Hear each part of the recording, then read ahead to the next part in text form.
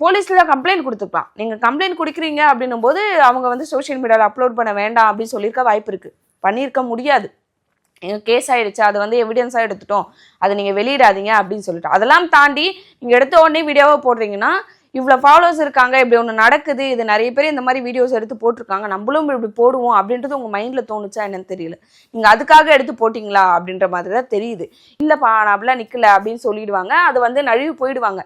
So அதுக்கு ஒரு எவிடன்ஸா நீங்க அதை யூஸ் பண்ணியிருக்கலாமே தவிர அதை வந்து இப்படி இன்ஸ்டால போட்டு இவ்வளோ பெரிய விஷயமாக்கி, இன்னொன்று நம்ம பக்கம் அந்த வீடியோவில் கரெக்டான ஒரு தெளிவான ஒரு விஷயமா இருக்கா அப்படின்னு பார்த்துட்டு நீங்கள் அதை செஞ்சுருக்கணும்.